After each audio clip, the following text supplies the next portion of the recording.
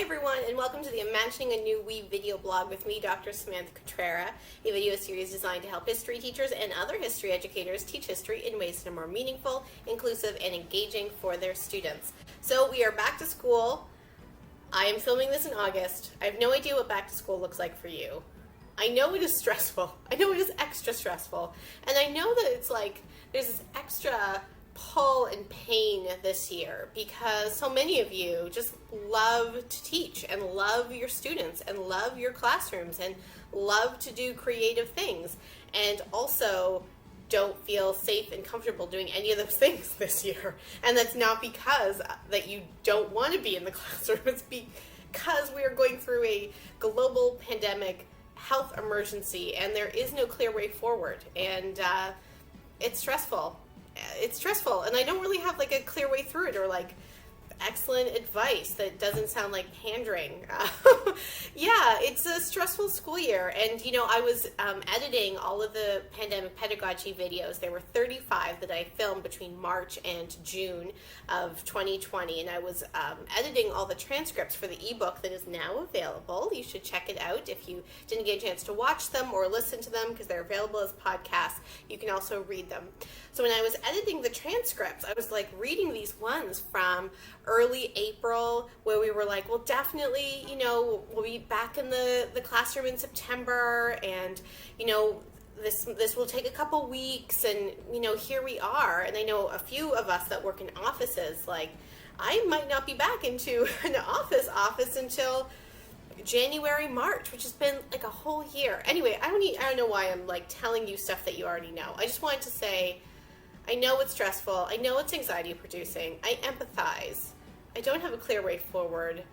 And, I don't know, I'm just putting good energy out there. Although that's not a great way to start. Anyway, so I'm doing 3 new series this year. Mondays are Meaningful Pandemic Pedagogy, which is today, as well as the Primary Source Saturdays, which will be on the weekends, talking with historians about different primary sources. But this is Pandemic Pedagogy, another great series I'm hoping for that will go at least through the fall.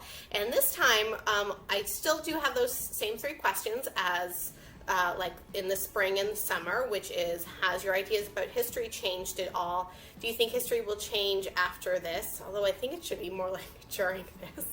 And do you think we'll be able to imagine a new we more or differently during or after this time? But it's not just history educators and the variety of ways that has been interpreted that I'm inviting to the series. It's also people that have kind of like history adjacent things. Although I realize when I say history adjacent, it's just like, I'm interested in history. I'm also interested in this thing you're talking about. I think that there's a real Venn diagram of those 2 things coming together. Hopefully you find that too, because I think too that one of the ways that we will get through this is that we aren't too seeped in the questions that we don't have answers for. Like, we aren't too seeped in stressing out about these things that we can't control, and then it is good to be able to think about other things, because otherwise we get into an anxiety loop. And when I say we, like, I'm definitely speaking from experience. I'm not just putting this on other people. I'm definitely thinking for myself. When I'm able to shift my ideas and thoughts towards different things, it actually helps me see a lot of other things related to my main core work a lot more clearly. So hopefully the Pandemic Pedagogy series this fall can help you with that. And as always, it's available as a video and as a podcast. And we'll see about the ebook. Hopefully the ebook that I have, I say ebook, but you don't have to pay for it. It's an open educational resource. It's an OER. Hopefully that will be helpful for you too. So we'll see how that goes. The other thing about the Pandemic Pedagogy series this year, and this is a long introduction, usually these introductions aren't as long, is that, you know, I know I'm in August right now, and I know that things are going to change so much and so quickly over the next 16 to 20 weeks, especially with the American election. And I would really like this series to be really responsive and reflective of the current events moment. But I also have to be just like really honest that I can't keep up with that. And so I film a lot of them in advance. I'm filming this in August. It's going to be broadcast. I don't even know if that's the right word. Posted. That's better. In September.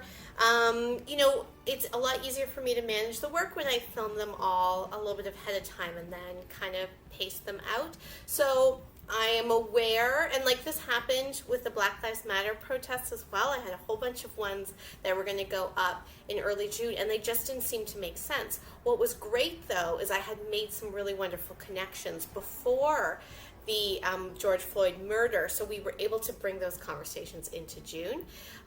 So anyway, all I'm trying to say is I'm going to try to be as responsive as I can to the current moment, but just practically I might not be able to, so please don't take a positive tone in the middle of a big crisis that I would have predicted like a week, you know, in the future, as, you know, kind of being glib about that. And please let me know if you want to talk about things that are happening in your classroom, your virtual classroom, your face-to-face classroom, if you are seeing things that are responsive, because that's one of the things that takes the most time for me, is just finding people and finding a time with those people that make those best connections. So if you reach out to me, because I know some of you do, but you're like, I don't want to be on camera. If you reach out to me with the idea that maybe we could do a talk together, it will be a lot easier for me to be responsive. So that is just downloading that responsibility onto you. You're welcome. But anyway, with that being said, I hope this is a really good series for you this fall. I'm really excited, and I'm excited for the other ones as well. So why don't we get started with our first pandemic pedagogy speaker today, who is a Ontario history teacher. And again, we have a lot of Ontario representation. That is so fantastic. I'm in Ontario myself, but other provinces, please let me know if you want to talk. We're going to talk to an Ontario history teacher about her ideas about moving into September. And we got in touch in the summer, and we're filming this, like I said, at the end of August, so she's not in a classroom yet. But hopefully these ideas will be able to really be transformative in thinking about your own classrooms that you're in right now. So today we are talking with Diane Vautour. She is a high school history teacher in Ontario. She has almost 20 years experience. She's a Governor General award-winning teacher. I have met her in like the OHASTA Archives of Ontario circles. She's so fantastic, and she just completed a secondment with the Ontario Ministry of Education in the Assessment and Evaluation branch, which is really cool that she can bring some of that experience into this conversation. And she has an almost 2-year-old daughter, so I don't know how she could manage all of this, but she's very much like so many of you doing an excellent job juggling so many balls, even if you don't think you're doing excellent. I know you are. And I just can't wait to talk with her today. So let's go over to Diane and see what she has to say. Hey, Diane, thank you so much for getting in touch with me. I'm really excited to talk with you. This is going to be the first video of the the second wave. I shouldn't have said it that way. in the fall series of the pandemic pedagogy conversations, and I couldn't be happier that I'm starting with someone with your experience and like a GG award and all of that. So thank you so much for participating. You're welcome. I'm excited to be here. Although I hinted at some of your experience, do you want to introduce yourself before we get started? Sure. So my name is Diane Vautour. I have been teaching for almost 20 years. And I think I've kind of, over the last 10 years, have tried so many different experiences, but I obviously secondary classroom teacher. I taught all girls for the first 10 years, then did a little leap into consulting for my school board on 21st century teaching and learning, and then tried co-ed teaching, and then also did a little stint at the Ministry of Education in civic education and curriculum and assessment.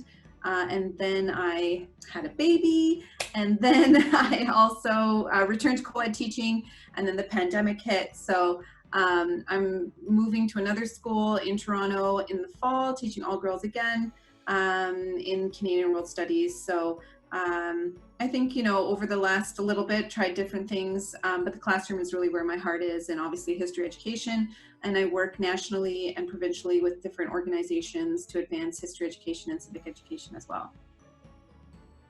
In talking about just like the things in your life, and then the pandemic hit, it reminds me of how many things happen in our lives, and the things that we have control of and the things that we don't have control of, and the things that we don't have control of that are very much out of our control, like the pandemic. And that's why I did start the series in March, being like, how do we teach history after this? Because it really has helped me think more about the things that we take for granted in history and the teaching of history, which is why I start with the question of have you thought of history any different because of this, especially grounded in those experiences of teaching history. So have you thought of history any different because of this moment? I know I have. Other people said that it's reaffirmed a lot of things that they have thought before. So have you thought of history any different because of this moment? Yeah, for sure. I think if you don't think of it differently and don't change your teaching after the pandemic, I think that's a little bit of a missed opportunity to really reflect on your role as a teacher, and also to get your kids to connect to their place in history, or your students to connect to that. I would say from a personal perspective, I think it's really given me a lot perspective on the past. I've always taught through a social history lens, through the stories of regular people, try my best to find ordinary stories. That's sort of my jam, to not do the great man theory, but look at how different groups experienced history. I think in Canadian history, we've done a really good job. A lot of organizations have found sources, images that we can use to teach kids, so that they can see they have a role to play, that they are part of history themselves. There are people like them from the past, similar genders, races, socioeconomic status, for example. I mean, it's not the best, but that stuff is out there if you really search for it. And then for me, I've never actually lived through a national emergency, and the experience of it really makes me connect or think about what people went through when war was declared, for example, or a Great Depression is occurring. And a lot of my students have struggled to understand how people lived during a war at home who were not actively involved in the war, or why do people continue to have children during the Great Depression? Why would you ever get married in the 1930s? But the pandemic teaches you kind of you still have to live your life, right? People still are getting pregnant right now. They still have hope for the future. There are still, education has to continue. People are getting married. And so while this rages around the world, you can still find happiness. You can still live your life. One of my things I always tell my students is, during the Great Depression, people still laughed, they cried, they got married, they had children, they lived lives. It wasn't a giant weeping fest every single day, because that's a human spirit. And there are other huge atrocities that people have lived through. My mother was born in a war camp after World War II, after Holodomor. And I mean, her parents got pregnant during a situation in which the Russians were hunting them down. Why would they ever want to have a baby during that time period? And so, there is something in humans, this desire to continue to move forward, to progress. And despite, calamity, despite war, I think that's really opened my eyes. You still want to be happy. You still try to find a reason to go on when everything appears to be somewhat hopeless. And so, that's been eye-opening. The other eye-opening part is government measures limiting your freedoms. My generation, the generation under me, have never had their freedoms limited. The idea that you could be told that you can't go out, it's I think for my students, they were like, whoa, even now you have to wear a mask. For teenagers, they are, a lot of teenagers in the very depths of their soul are rebellious. Now they have to worry about other people. It's this part, this is their developmental stage where selfishness is very strong, part of their MO, and now they have to monitor their movements and think about other people. We have to value certain lives that we didn't necessarily value, like, you know, the elders in our society. So it's definitely been just crazy to think about, like, how people must have felt when war was declared. You listen to the news every single day, but then at the same time you have to go make dinner, right? You have to put your children to bed, you have to pay the mortgage, like, life goes on while these huge changes are happening. I don't think I fully ever understood what that must have felt like. Yeah, you know, there's a few things I want to say to that. And like, I think that's so helpful. And I think of one of the historians that I spoke to, Sarah Glassford, who is an editor of a collection on women in World War II. And she was saying that when, you know, and after editing a collection like this and seeing all these different experiences, and we are going to, this is just a plug for a future video, but we are going to talk to some of those people, the writers of that for the other series that we're doing, that it was like, yes, you can experience like immense joy because of this moment, as well as immense fear, because she's like, I'm speaking to people I haven't spoke to in months, and we're just like making time to have these FaceTime calls because we're in this moment of crisis. And I also just want to like pick up on something you said, that you were like, because the resources are out there if you dig for them. And I know that's so difficult for teachers, you know, like I just know how difficult it is for teachers. And so I also think this moment helps us like remember why there are certain sources that are just difficult to find. Because if you are working at a grocery store in a mask for 8-9 hours a day, you're not going to go home and be like, you know what, I really want to write a thoughtful, reflective letter right now, you know? And that's why, again, I think of the videos that I've done with like Bonnie Loughlin-Schultz and Aaron Stout, who like to think of history as a humanity, so that we can bring in a little bit more of that imagination. Like, think about why there aren't those sources and what can we do to bridge like the one photograph we have with what we might imagine those feelings were like, because we know what's happening in this time period. Yeah, and I think it'll help students make more plausible inferences having gone through this. You know, when I asked them to try to think about what someone their age would have been thinking in September 1914, sitting in a grade 10 classroom, and you know, the possibility of war is looming, most of them are like, oh my God, I'd go home and hide, like I would never want to go. I'm like, okay, well, let's look at the sources we have, and there's excitement, and I want to be a man, I want to go fight, and I hate school, and I want to just, you know, see the world. And so for them to make more plausible inferences based on what they're experiencing now, I mean, obviously we have knowledge about that war is not pleasant, but this is the first pandemic for many generations to have lived through, and what that fear would make them, you know, what would make them do, for example, hoarding. Would you have done that when war was declared? What did your family do when the first, you know, closures were happening? Profiteering. You know, we think we're a much more evolved society right now, but we saw the exact same thing happen that was happening in World War I, and that's 100 years ago. So you have these patterns of human behavior, different groups operating in a different historical time period, but you see that continuity. So one of the things I like is something I think Peter Seixas says, like, you look at changes in society, but you peek under the changes for the continuities. Those continuities might be bad things like selfishness and hoarding or whatever, but they also might be good things, like you said, finding joy, making connections, remembering what's important. I think one of the things we're going to see happen is a redefinition of the workplace and work as a central, like, what is work? You know, how much do we value it? How many hours do we have to be away from home? Who is going to work is an even bigger question. And which workers do we value? So I think those are interesting questions to think about.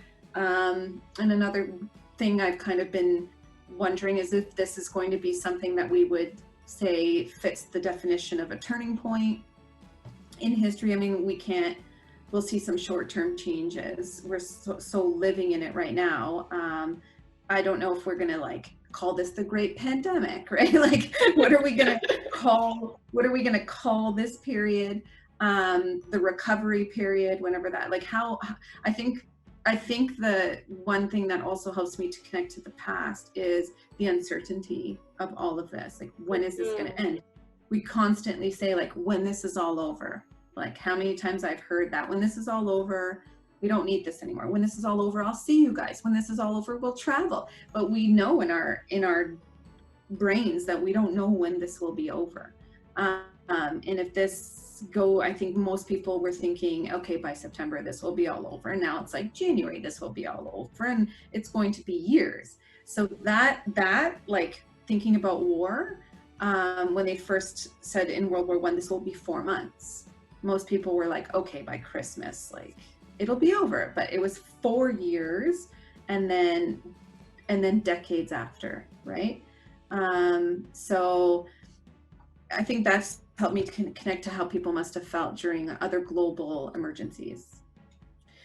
Well, and also, you know, when I was speaking to Chris Hannigan, who's an archivist, he was like, this will be the first thing that I'm archiving, that I'm living through, where we don't know the end point, right? Yes. It's not, so it's hard to even like determine value of certain things and what we should be holding on to, because we don't, even though archivists, the profession intends to bring in objectivity, which I think is impossible, and so do many archivists, but they kind of know the story, right? And so like they know the end point, and we don't know the end point. And another connection that I made when you were saying, like, you know, we've never faced these government controls, and like there are people currently that have, but a lot of them are in other countries, even just like the country to the south of us. And I think that this moment can also help us bring in some transnational connections for a lot of our students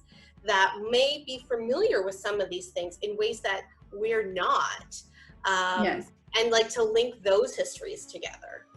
Yeah, so even when we say like in ways that we are not, right? So we're defining a we, right? And that would be kind of like looking at Canada as a whole.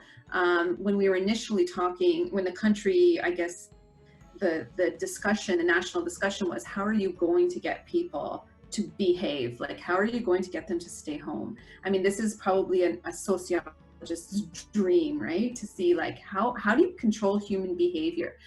Certainly they do it in things like prison, and there's been experiments around that, but how do you actually get a culture of people in I guess, reality right now that's quite competitive, quite narcissistic, quite individualistic, even in, you know, Canada? How do you get those people to suddenly start caring about other people and valuing lives that don't have an economic value? So something like a senior citizen who's no longer a taxpayer, who's, you know, how much value are we placing on those lives? So it's a question of how we define our country. And we would say things like, oh, let's look at Japan, let's look at Singapore, let's look at how they contain the virus. And there's this, we were impressed, right? But then you look at America and how they approach the virus. And that also is a really great way of just talking about national cultures and narratives and identities. And Canadians, and we want to avoid like generic statements, but as a whole, we can see most Canadians, our national culture has more deference than other countries, and other countries have even more than ours. Our appetite for government control is what it is, but you look at other countries, and if you're teaching world history, this would be a great framing question, like how much appetite is there for government limitations on your freedoms, and how does that impact the pandemic? And we look at our country to the south, definitely very small appetite for government control over your lives. And in Canada, maybe a bit more. In Japan, a whole lot more. And that's just very interesting, right? So I think that's something that I've been kind of grappling with in my head too, like in terms of which countries are going to come out of this, because that's how we like to think, right? Like 50 years from now, you'll be like, which ones came out winners, which ones came out losers? And those are like, you know what I mean? Those are the questions you can kind of see like a documentary on, or like some kind of article, argumentative expose or something like that. The other thing too is, I think in a globalized world, it's hard for us to think of who really will be the losers and who will be the winners. Are we sharing the solution to this, the vaccine, the PPE? Like, how do we protect ourselves but also care about the world, right? Just think about even like the Beirut explosion. Canada had to step up and help.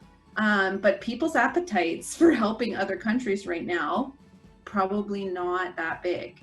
And if you go online, a lot of commentary around helping other countries at the moment will be like, we're in the middle of a pandemic, we need to take care of ourselves. And even in Canada, where that's not really necessarily part of our national discourse to the same degree as it is in America, that's something I worry about too when we're defining we. Who's we, who are we protecting, and who, you know, who's them, right? Which I think is like coming in our conversation, but it's definitely something like it's forcing things to come to the forefront that have always been there, and that, you know, regular people who are not into history don't really obsess about, right?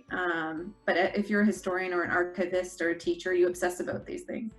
Well, and you know, Jan Haskins Winter, who I interviewed I think the last week of March, actually. I don't know how or why she found the time, and I know you know her because she was the former president of OHASTA. She is a principal in St. Lucia, and so she had to come back to Toronto because of the pandemic, and so she had a very different experience than anybody else I spoke to, and she was saying like, I think this is going to bring more us and them because of the lock in borders. And it was such an interesting element to bring to the conversation because nobody else said that, but she had this experience of like, my home was in St. Lucia this year and I had to come back. And that's really interesting.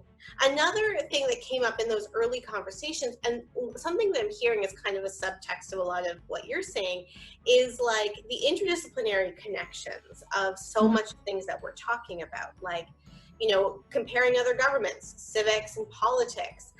You were like a sociologist's dream, you know, social science. Like there's so many different ways we can bring in different disciplines to help kind of make sense of this moment and then model back how important interdisciplinarity is for understanding the past.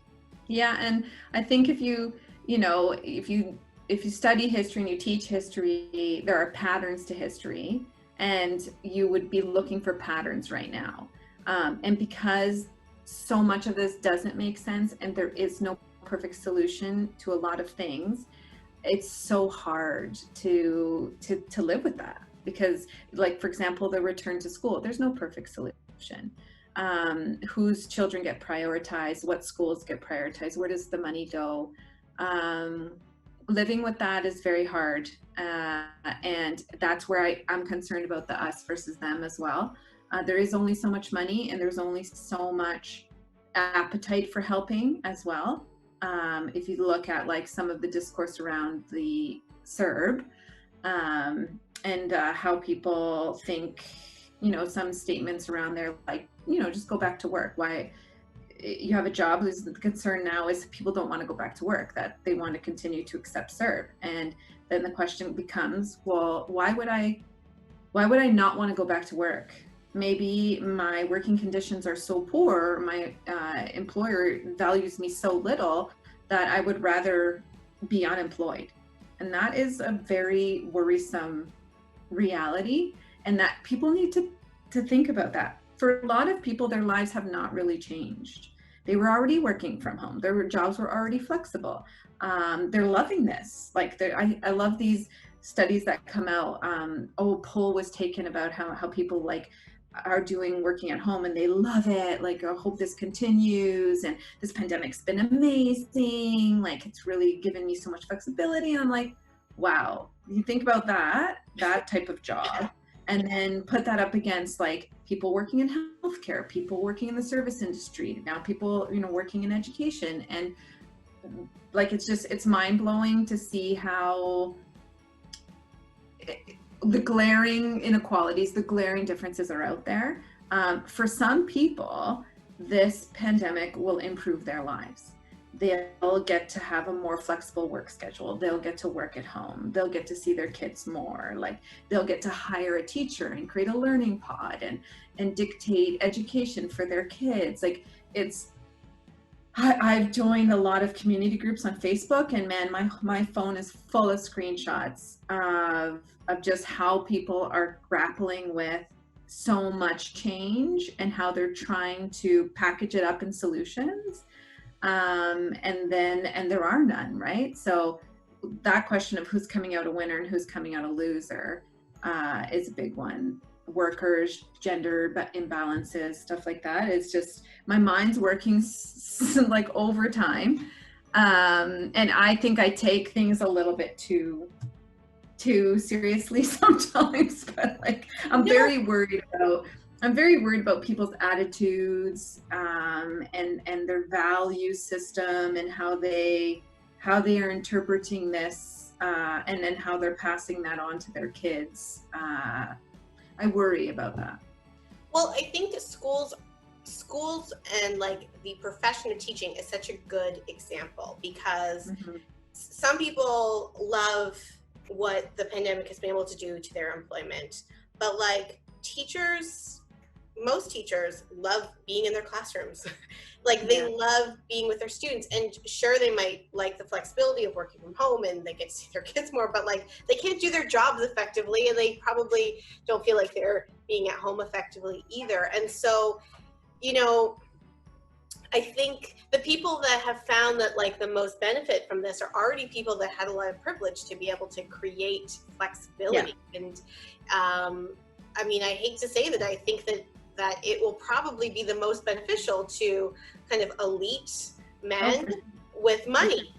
For sure. Is interesting about how that keeps getting replicated over and over and over again, because of our larger structures of white supremacy and patriarchy and capitalism. Like, if we're still working with those structures, we're never going to be able to escape those structures, even when there are these moments where there are promises to create like a greater welfare state.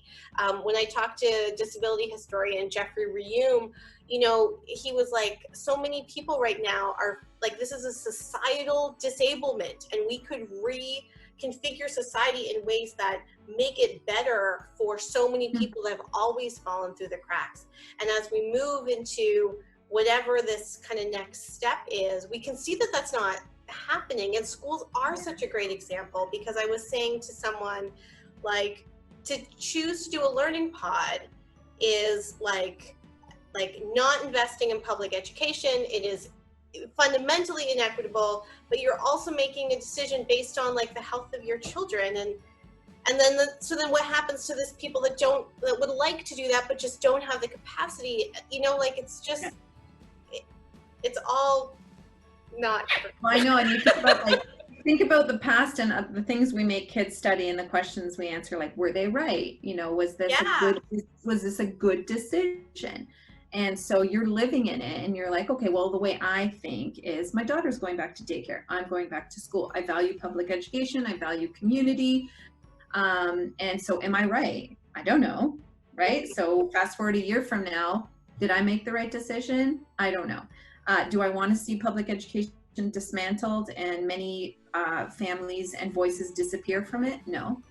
But are they making the correct decision for public health? No idea. And so, I mean, I have my private opinions, but I think that is very eye-opening as well. Definitely even the role of education itself. We're probably 200 years into public education, and it kind of looks the same, at least over the last 100 years, it's looked the same. Do we have to reimagine school? We are certainly reimagining it now, and being forced to do so. Some of the stuff that will come out of this will be positive, actually, because sometimes change has to be forced. It just, you know, you go with the patterns or the flow of change.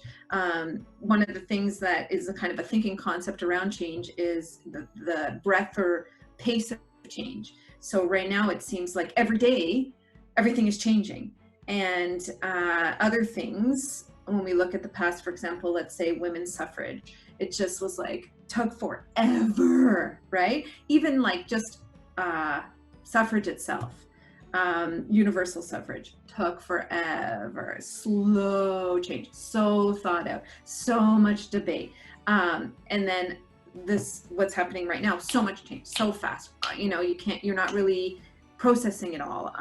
How will that change stick? How can we go back to pre-pandemic times? I almost feel like we need to make, like, you know, after death, before Christ, stuff like that, would to be like before pandemic, after right, pandemic, right. Like divide history, because this what I feel for education is parents are quite demanding. They want the school system to respond, and they want to be served.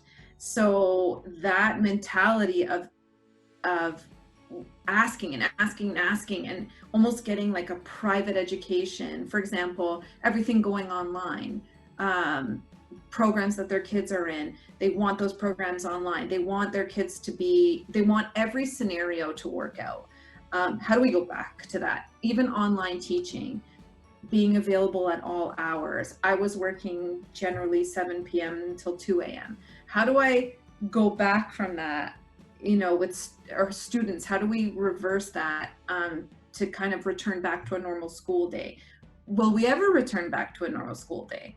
And these are things that have been in place for decades and decades and decades, right? So that itself is uncomfortable for a lot of people. I think there are bright spots in there that we could probably be like, you know what? I think that's how a lot of activists work. They look for the moment where they're like, this is it.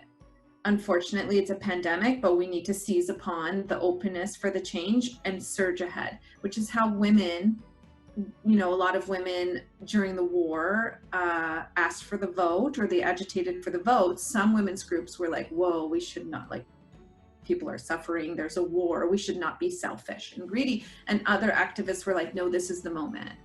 We need to go, take it and go. So that makes me kind of connect to other moments, social moments that are happening right now, activists and social action happening. Some people might be like, and I know a lot of people are like, you need to stop. This is a pandemic. This is, we're stretched beyond. You can't be asking for things at the moment. But I mean, as an activist, you look for those moments where there's like a little creak in the door, and you're going to go through it because it's the moment. Like if you think about universal basic income, or labor groups right now, activists in the labor movement, they are pressing ahead, asking for sick days and better treatment for workers. That might be perceived as asking for too much. Maybe people are like, well, you know, what could you do for your country right now? You should be actually like not asking for anything. Everybody should be banding together and sacrificing. These are just different ways of looking at society and things to kind of like evaluate later on, right? Like, did women make the right decision? These are the questions I ask my students to look at from the past, and now I see it happening in real time. That's also made me think really differently about history too, because my husband, not a history teacher, I think there was an article about the NDP trying to get the federal government, the Trudeau government, to bring in these mandatory universal sick days. And he was like, why are they asking for that now? Like, there's no money. And I was like, this is the moment. They're going to need something. They're a minority. They're not in power. The federal government's going to need something from them. The Trudeau government's going to need something from them. And this is what they're asking in return. They might never get this opportunity for another 50 years. And he was like, oh, like, I'm like, that's how we got universal health care. It might not, you know what I mean? Like there was a moment in time where they were like, this is what we're just going to surge ahead. So the idea of change, what are the conditions for change? A lot of times I look at people in the past, and I think even in the historical thinking concepts, it's around like change makers. How do you become a change maker? Is it you? Is it the person? Or is it the conditions of the time? And sometimes the two make a beautiful relationship. So I think living through that, looking at who will be the change makers coming out of 2020, let's say, or you know, the Black Lives Matter movement, or other movements happening right now.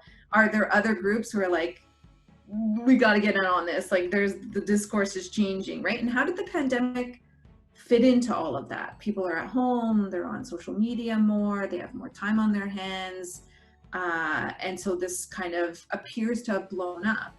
But is it really blowing up, or has this been brewing, right? So when you talk about cause and consequence and immediate causes, but so I think it's really, and really, like one of the things I want to extend to that, and actually just as a quick aside, so when I first started this series, I used to like mention the other ones that I did, so people would be like, oh, I'll check that one out too. And now I can't stop myself from referencing other ones, because they all have woven together to be so amazing and fantastic. And so if people can't watch all of them, they can at least like glean stuff from them, because I've heard all of them, obviously, and I'm just like, yeah, all these things. Because Funke El-Dejebi, who is a professor at U of T now, she was at University of New Brunswick when we spoke, she was saying that like some of these things are things that Black activists have been talking about and advocating for years. And so they might not see this as like the moment opening to demand for more things, because they've always wanted it. But I think that we've seen from the Black Lives Matter protests, this is a moment where other people can open that door. And I know a lot of people that have been doing anti-racist work for a very long time were always worried related to Black Lives Matter and anti-racist work, like, is this going to be a bubble that bursts? Is this just a way to funnel your pandemic anxiety? Or is this going to lead to systematic change? And so I want to like extend your metaphor a little bit to say like, it's not just the activists that are going through that door, because they have been pounding on that door forever, but it is other people that haven't been doing that can be more aware of how important it is to ensure that door stays open, right? If that metaphor keeps working. Because like, again, to think of Jeffrey Reung's talk about disability history, like the way disability advocates have been like, well, you know, when we're thinking about prioritization of respiratory machines, like, you know, how is disability being part of those conversations? And like, you know, that the disability activist movement is not something that I have participated in, although I've been very active in disability history, critical disability history. And it's like, right, let me keep thinking about how I can be an ally and how to be an activist. And like, I'm feeling that a little bit about the anti-racism and Black Lives Matter stuff already, that like, how is this going to be a bubble that bursts and then things are going to go back to normal? So it's like, how can we, if we want to make systematic change, then all of us need to do a lot to be able to keep that door open. Because and this isn't meant to be like a bit of a pun, but you know, Sean Koresh, who is a history professor, but he's also an associate dean, he says that like things like office hours and some of his Zoom lectures have allowed for greater participation of students that may have not participated, maybe because of like social anxiety, maybe just because of like shyness, maybe because they didn't feel comfortable interacting that way. But there are some things, like you said, that are really positive. Can we keep building on that to make a world that is more just and equitable for everyone? Yeah, so I mean, the big question is, how does change happen, and how do people fit into that? How do you have agency, basically, right? And so for 15, 16, 17-year-olds, I think it's really key for them to see. I'm sure many of my students and have gone to marches and have participated. in a lot of this political action, or certainly they are aware of it. We've seen it, yeah. Yeah. And so just, just witnessing that, these are not common things to be a part of, to be alive during. So it appears that since, say, about January, that there's been a lot of change. I mean, if we want to like bounce it over my life of 40 something years, Don't worry.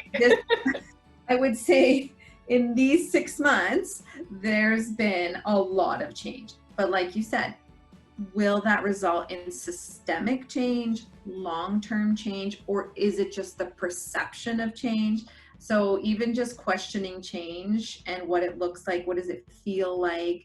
That's been really interesting to live through. I think it's worth discussing, and having kids think about their role in it. I know when in June, my culminating for my history course was they created their own archive of their pandemic experience and submitted it to Historica to become part of the national one that they created. And kids were like, but miss, like, I'm doing like nothing but sitting in the basement, like playing video games. And I was like, document it. This is the stuff that we need to know about 50, 60 years from now. Like, how did your family, how did you perceive this? And how do you feel? That's it. Like, and they're like, but there's no fountain. I'm like, yes. Because we look at 15-year-olds from 1914, the poems they were writing in the trenches, or how they felt when they, were sitting on a farm and had a chance to enlist in a militia, right? Like, so they don't necessarily see themselves as historical characters, but I think it was interesting for them to try to create an archive, create traces of their experience during the pandemic. And it was really eye-opening for me too, right? To see it from a teenager's perspective. I think I would have, if I try to put myself in their shoes, I don't know how I would feel about my high school experience being like truncated, and even into all of next year, not having any extracurriculars, none of that fun high school stuff. Like, that's really heavy. That's heavy stuff. And I mean, it's not really something that we're giving a lot of, weight to. Yeah. But I mean, these kids they're gonna miss out on a lot. And I don't know what the long-term effect will be. Yeah, it will be really interesting, and it really like makes me think a lot about like PTSD of soldiers, right? Like the post-traumatic stress of World War I, for example, of having so many young men. And when I was younger, I would often romanticize that. And now, as someone that is, well, close to like 40 something, I'm like, those were babies. They were babies. Yeah. And those babies were taken away from like homes, and like whole communities just had all of those young men gone. And how does that not have a reverberation for generations, right? And so it still affects us now, but we have enough distance that we don't necessarily connect those dots. But it will be interesting, especially because we'll be documenting things a lot more than people had access to 100 years ago about that. But also when you're saying like, well, so a couple things about that digital archive. I wrote a digital humanities instructor's guide a couple years ago, and over the summer I tweeted some different activities and assignments teachers can do if they don't know about digital humanities and they want to do it in their class. And one of them was a digital archive. So I'm glad you said that, because that can certainly seem like the most intimidating one. But I really argue that we need to ensure that we see and value students' cultural capital and their youth cultures in our classrooms, in our history classrooms. And often we don't, and that is just like a generational thing. Like, I have talked about my like confusion with TikTok like multiple times on this video series unprompted. But then I was watching Seth Meyers, A Closer Look. He just interviewed his new writer, and the writer, I mean, he didn't seem that young, but I guess will probably seem old to him.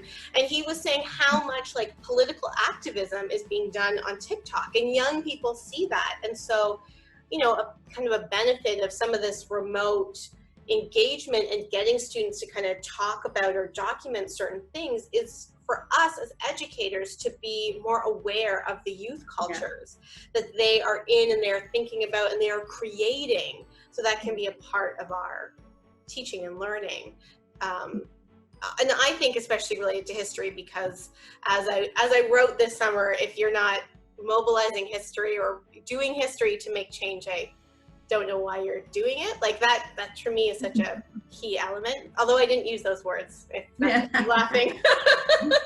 Another thing about this series was I was like, okay, I'm going to be a lot more like aware of time and make these pandemic pedagogy conversations shorter. And like, we are still in the first question and I love it so much. And I hope that the rest of them can be this organic, because I think it is important that, like, I think that this moment does show how many layers of this that we are thinking about and that we're bringing into the classrooms, and that students are also going to be thinking about and bringing about into their experience of teaching and learning, because their experience in high school right now, not only was it already different than our experiences in the 90s and just the 90s, but like this is a level of something that we never would have imagined, you know? Yeah. So, and I think we need to honor it. And I think for teachers who are listening, you know, as you go into the school year, I think just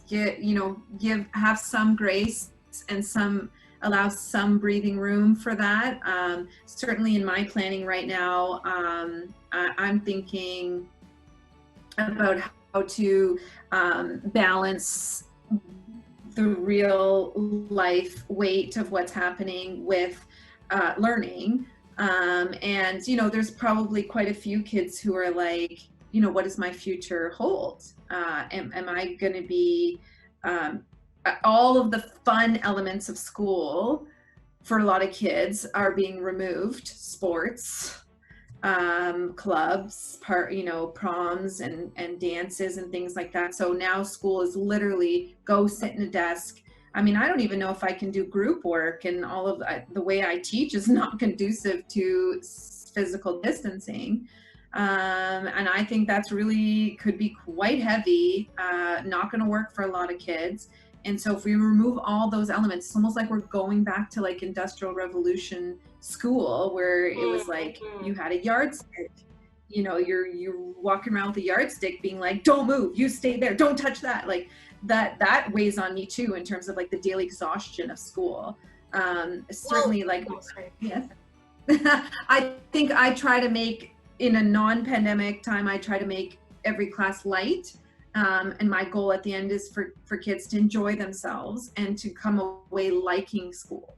And I'm going to make that more of a priority, and learn obviously at the same time. But I think I would encourage a lot of teachers to maybe go off script a little bit, and have that room for acknowledging what everybody is going through, and while doing, achieving the expectations of the curriculum, but at the same time, maybe thinking more big picture, distilling things down a bit, just to be like, yeah, this sucks. Like you're not going to play your sport for a whole year, probably, maybe 2. Like that's, for a lot of kids, that's their whole identity. So we got to do what we can to make them feel that there's hope for the future, but also be excited and like going to school. When you're saying like, to kind of go off script and do, different kind of big picture things, I do just want to point people to my historic space video, because I think that like historic space is about like providing that overview of a period really quickly and spend the most time challenging it. And I think that could be really, I think it's always useful, but I think it could be really useful now when we just don't have the same touch points of like what our interactions in the class are going to be like. And I do just want to pick up what you said about like, we need to have a little bit more not a little bit more, but we need to have grace in our classrooms for students. So my book that is out now, Transforming the Canadian History Classroom, I talk a lot about resistance and refusal, especially of grade 10 Canadian history students. And teachers can interpret that as like, oh, all students hate history. But actually those resistance and refusal actions are, it's like willed not learning. They're trying to make a point that this is not content they want to learn. And there could be a lot more resistance and refusal strategies in class, like, or even like on Zoom, like having your hat on or having an earbud in, or, you know, all these things. And like, I don't know, just like to hold space for that, because like, I mean, we're on Zoom right now and I'm very much enjoying these conversations, but like, would it be cooler to be like together and be able to have that talk? Yeah, of course, you know? So yeah, I think the element of grace is going to be important, and grace for like teachers themselves too. I mean, it's going to be tough. For sure. And for parents, like, you know, there's going to be a lot of redirection of anger and frustration, and I mean, teachers are definitely always targets or like sounding boards. So I do anticipate few conversations that will be probably uncomfortable, or, you know, people in crisis, right? Like this has been dragging on for a long time and there is no end in sight. And the uncertainty of, I mean, for type A personalities, which most teachers are, like they're controlling. Right. And a lot of the students I teach, especially since I'm going to go teach all girls, not to be stereotypical, but that type A, define yourself through school personality, I mean, those kids are going to be having a very hard time. And their whole day is school. Their whole night is school.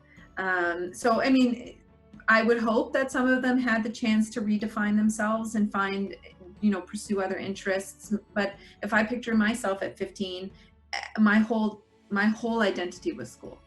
And I validated myself through my teachers and through my schoolwork, and that's how I defined myself. If you rip that from me, like I would have had a very, very hard time.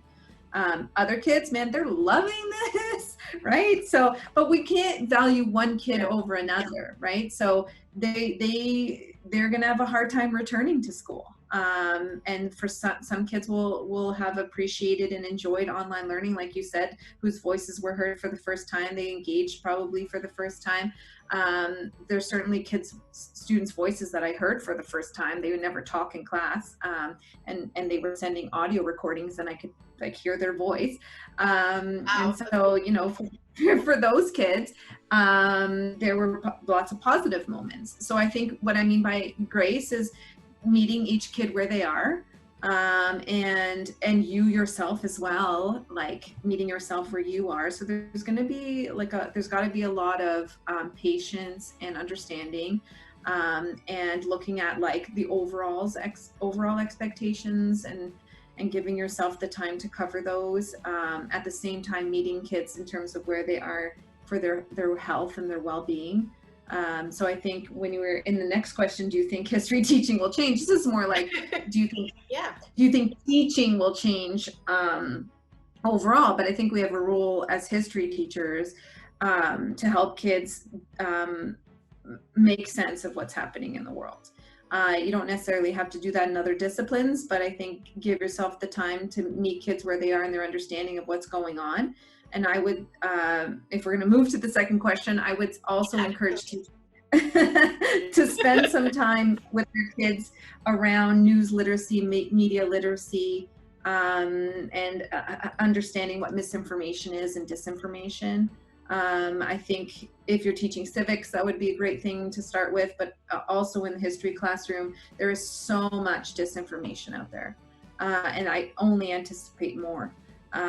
We are not immune from the American election, and that is going to ramp up into the fall.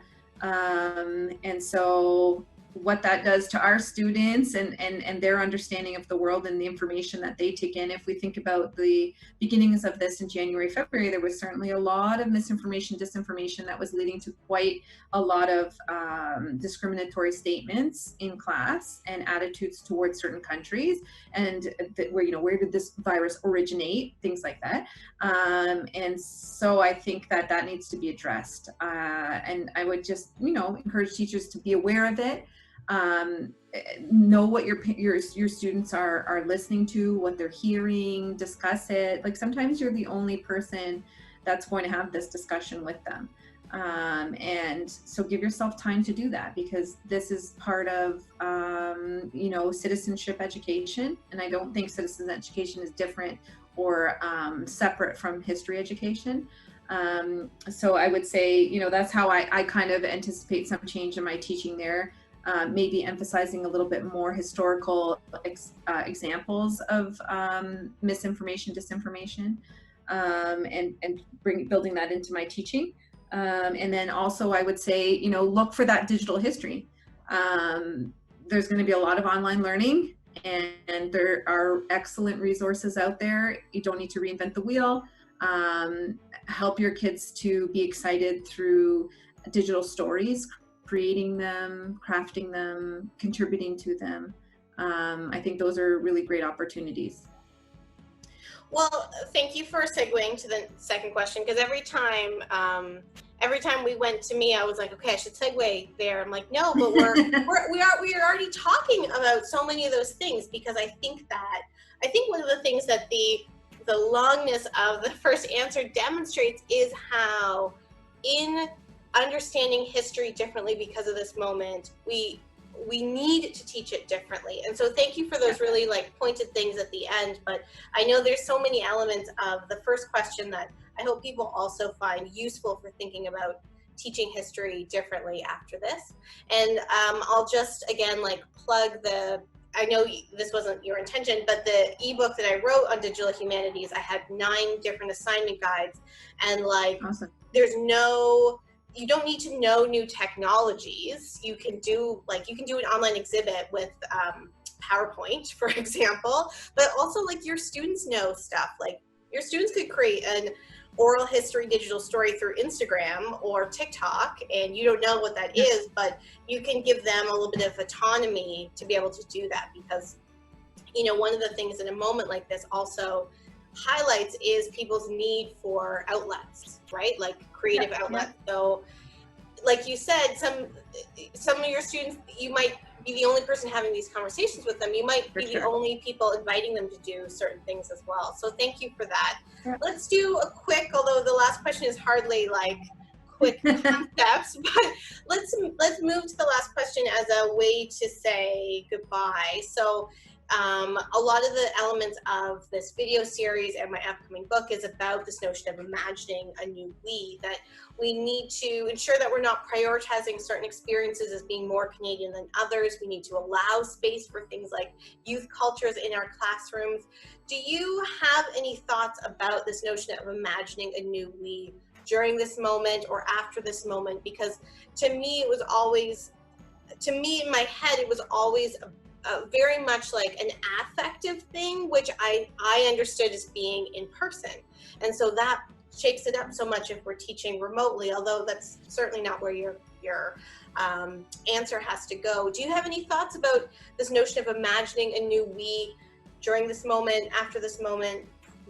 Thoughts? Sure. Well, to pick up on that idea of the creation of products by students, I think that the expanding your maybe appreciation of what literacies are. So this kind of social media literacy or online literacy that students have, we don't tend to value it too much. I would probably say after this, we should put a little bit more value on it. This is a different generation. The ability to work a smartphone, to be a social activist, or what people will call keyboard warriors or whatever. And it's usually framed negatively, but I think that that's amazing, that to have that literacy, to know how to manipulate it and use it. These are things that lead to careers. You can be quite successful at it. So I think imagining a new we in terms of appreciation of different skills would be a good, this might be a good opportunity to expand that. For the idea of history being more inclusive or reflecting different people or different stories, I think for me personally, I have always had an interest in feminist history. So, and going and teaching all girls kind of fits. But you know, I'm really quite worried about the role of women in the economy coming out of this and the advancement of women's issues. I think there are a lot of women making very hard decisions right now around whether they're going back to work. And what effect that will have on our society. So I think, you know, we should probably place a little emphasis on that in our classrooms. Certainly the people who are dealing with the fallout of the pandemic are largely female, but the decision makers are largely male. So looking at that tension in society is another area of emphasis, I feel. And then the other one is, I think often gets ignored. I mean, this is anecdotal, but labor history in the curriculum, I mean, it's there, but the idea of who really made society run during the pandemic, who were we relying on? And there is a little bit of a paternalistic kind of like, thank you, you know, delivery people, we really appreciate you bringing like my Uber to my door. And that's not what I'm talking about. I mean, how are people defining themselves coming out of this? Are service workers, grocery workers, delivery people, are they going to develop a new consciousness? And I think about how I teach the Winnipeg General Strike. And I asked my students to analyze whether or not it was a turning point in labor history. And they have to grapple with real changes they saw in legislation versus mindset change. And sometimes we talk about that for the women's movement as well. Is it enough to get the mindset change, that you finally put value on your life and your role in society? So for some of these workers, I hope that they begin to see the role they play in the economy. And maybe that might not translate into legislation or some of the things where we can see the real evidence of a change happening for them. But in that long line of history, this could be a turning point for them where we see that they become more a part of history. They become more a part of that economic change or the value or currency we place on certain jobs. And so I would hope that teachers would maybe look a little bit at the economic aspect of this. I feel like economic history sometimes doesn't get a lot of currency in the delivery of history education. But we'll have to see, right, whether or not they carry this forward, whether or not we're just being almost like paternalistic in our way of thanking, and then, you know, we'll go right back to it being quite a patriarchal economy, or we'll keep our class differences. Certainly this is, the pandemic has shown us and brought to the forefront very uncomfortable truths around who's been impacted the most, what parts of the cities that you live in, or what races have been impacted the most, and genders. And I think we can't ignore that data. And although it's fresh and new and still happening, it is definitely worth discussing. And in that way, you expand or reimagine that we as well. Yeah, I think that's great. And again, I can't help but link people to a couple other videos, because Sean Carlton, when we spoke in April, he talked about the Spanish flu related to the Winnipeg General Strike.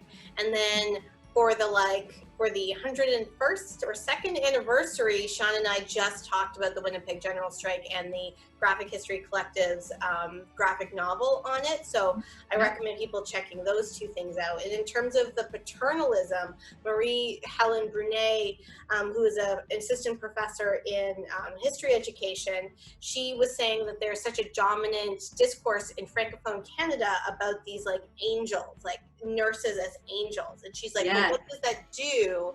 That is a paternalizing discourse that's like they're sacrificing, and then well, like, where's the money for that? Right? And so to think about, like, I also direct people towards that conversation because she talks so much more about the way that those discourses help keep a particular version of gender and class kind of solid. Yeah. So thank you for talking about all of these other videos in this wonderful, although a lot longer than I expected, but fantastic way to start the pandemic pedagogy conversation. Diane, this was just so wonderful. Thank you. Thank you. It was wonderful for me too. I mean, I'm missing this, right? Because we haven't had any like real academic conversations with adults in a while. So thank you too. Well, you know, a few people have said that, and so I'll say again that the invitation is always open to have these conversations because, you know, I was tweeting around or I was talking with a few people that it's hard, like you can't just say to someone, oh, I was in the neighborhood, or I just, you know, I saw your door open, let me just come in and talk about these things. And for so many of us, we're so enmeshed in these thoughts that conversing through them, especially with a historical lens and a political lens, really helps us navigate. And I think that people have found it useful when they listen as well. So if you want to participate, let me know. But also, I'm glad that I hope that people enjoyed this as much as I've enjoyed it. So thank you again. Thank you. All right. Well, we will talk later. I will see you later. Bye. Okay, bye.